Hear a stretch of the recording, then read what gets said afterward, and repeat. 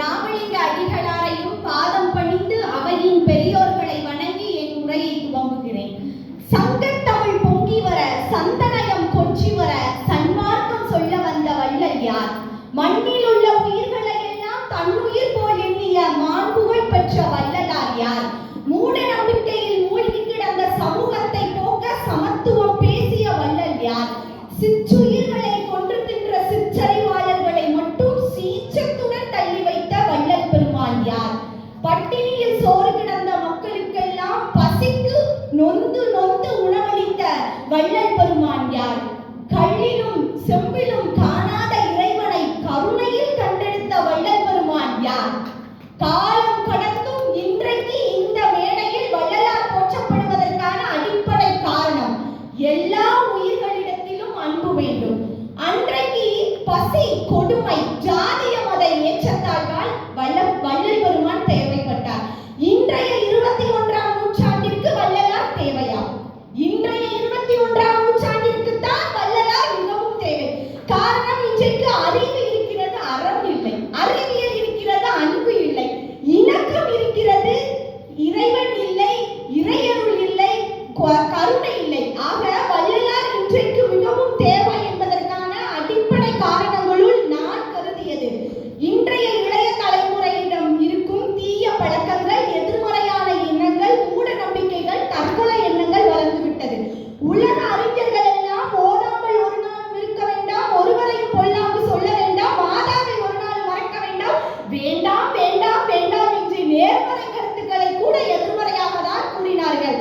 ஆனால் வள்ளலார் மட்டும் ஒருமையுடன் நினைத்து மலரடி நினைக்கின்ற உத்தமர்தம் உறவு வேண்டும், உள்ளொன்று வைத்து புறமுற்று பேசுவோர் உறவுகளை வாங்க வேண்டும், பொய்மை பேசாதிருக்க வேண்டும் என்று நல்ல கருத்துக்களை நேர்மறையாக வேண்டும் வேண்டும் வேண்டும் என்று இன்றைய மாணவர்களுக்கு எடுத்து கூற வள்ளல் பெருமான் தேவைத்தான் படுகிறார்.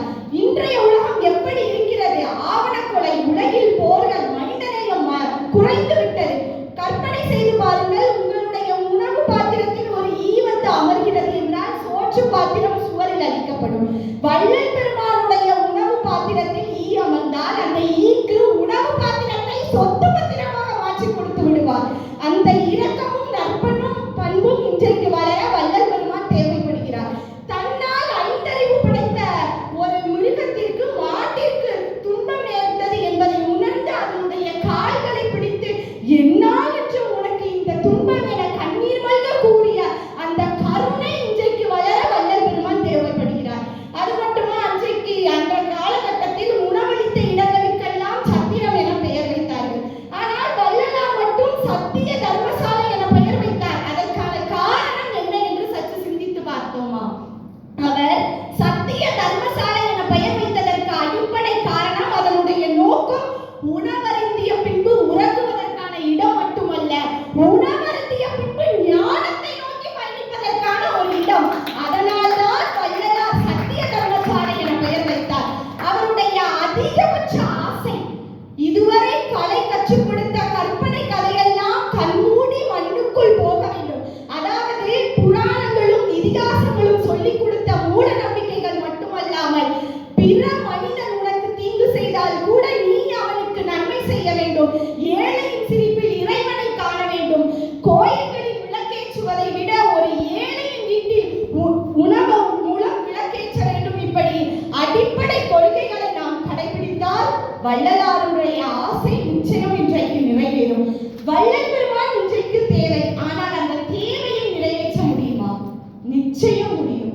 சன்மார்க்க நெறிக்கூடும் அடிப்படை நெறிமுறைகளான ஆன்ம ஒழுக்கம், ஜீவ ஒழுக்கம், இந்திரிய ஒழுக்கம், இப்படி அடிப்படை நெறிமுறைகளை நாம் பின்பற்றினால் நம்மில் இருக்கும் வள்ளலார் மீண்டும் உயிர் தருவார். அதன் மூலம் இந்த உலகம் அமைதியை நோக்கி பயணிக்கும். அன்றைக்கு உலகம் புத்துயிர் பெறுவதற்காக வள்ளலார் தேவைப்பட்டார். உலகம் புத்துயிர்